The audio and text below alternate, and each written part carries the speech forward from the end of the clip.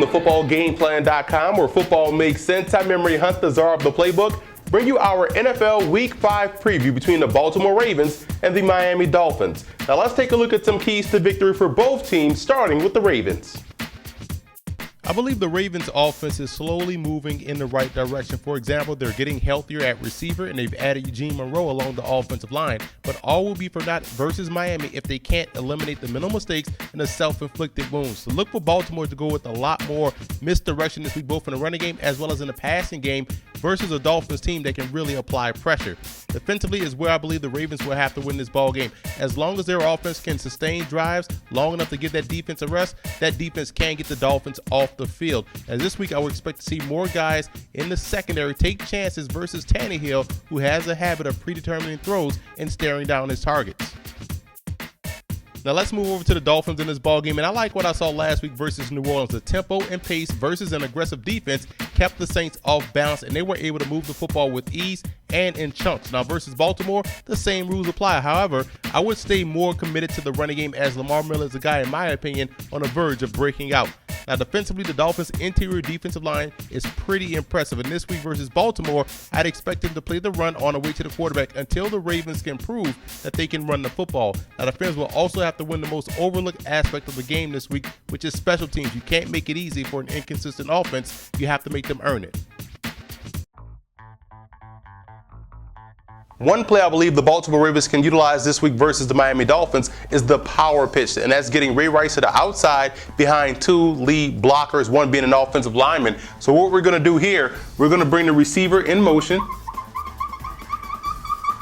hopefully drawing this linebacker out right here. Bring him in motion, and we're pulling the backside guard and leading him up in the hole. So what we're going to have front side, tight end is going to block down, combo block with the defensive end with the play side tackle, and he's going to work up to try to get the middle backer. We're going to have the guard block up on the defensive tackle. Center is going to block down on the 3 technique, and we're pulling the guard around, and he's not going to block the outside linebacker. His job is to go get up the second level and get that strong safety, because we have the fullback leading around and getting the backer, and we're tossing a quick power toss right here. Flacco carries out his fake to hopefully influence the linebacker as well. So now Ray Rice has a two-way go. He can cut it up in this hole here, or he can bounce it outside and hopefully make that one guy miss. So I'm a big believer in the power toss this week versus the Dolphins. One, they're an over-aggressive defense, and two, it gets those big linemen of the Baltimore Ravens on the move, and also you have one of the better fullbacks in the game, and also it gives you an opportunity to put Ray Rice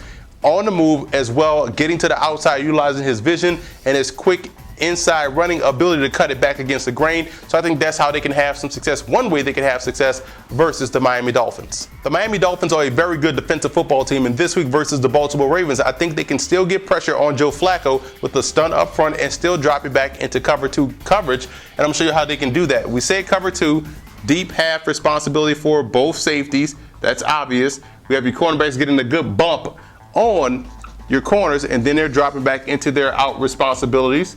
So the corners want to funnel everything inside to where their help is, the 2 safeties. Now up front we have the outside linebacker lined up in a loose 8 technique. He's off the line of scrimmage, and we have the defensive end lined up over the tight end. Now versus run, obviously you have this gap right here, but now versus the pass, we're going to slant him in this C gap, and we're going to have the defensive end play outside contain. Now, as far as the 3 technique is concerned, what we're going to have him do is straight push up that B gap.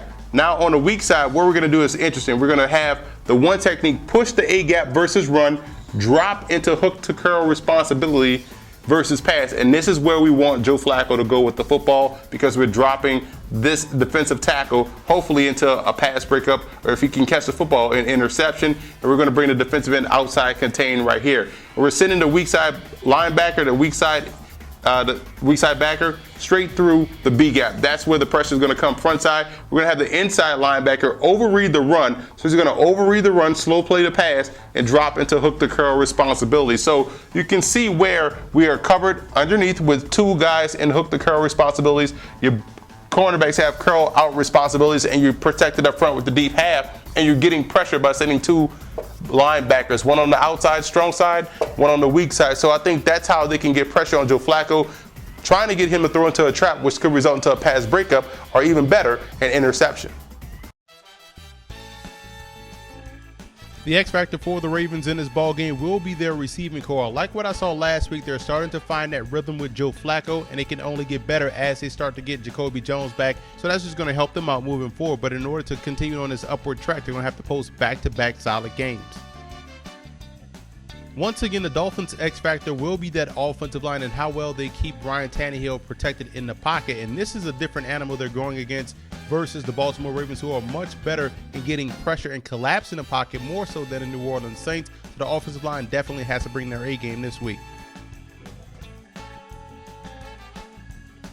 Now here are some coaching points for both teams in this ball game. For Baltimore, you want to stay alert for the screens coming from the Miami Dolphins. They will want to calm that pressure, and the best way to do that is by getting your backs involved in the screen game. So defensively, you have to stay alert for that. And on offense, you want to run off tackle. I still believe you can have some success running the football versus the Miami Dolphins if you're able to get the edge in the running game. And you want to keep working multiple targets in the passing game. Like I said before, the Ravens receivers and Joe Flacco are developing that chemistry. They looked a lot better last week, and now they're going to be getting Jacoby Jones back. So you want to keep working multiple targets in the passing game, and you'll find out that will open up opportunities in the running game.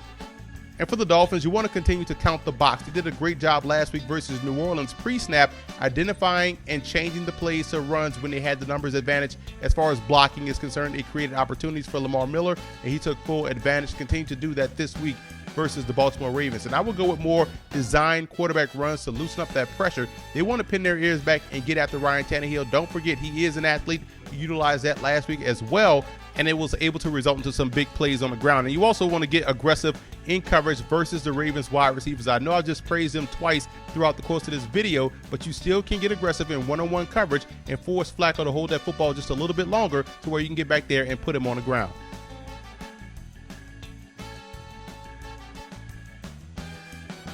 I like Miami in this ballgame, and despite their offensive line woes, I do believe their offense is on a lot more solid footing than the Baltimore Ravens, so I can trust them putting points on the board consistently, although this will be a defensive battle, so both quarterbacks will have to make key plays at key moments, but I do believe the Dolphins do have the offense to make that happen more so than Baltimore, so I like the Dolphins to win this one at home.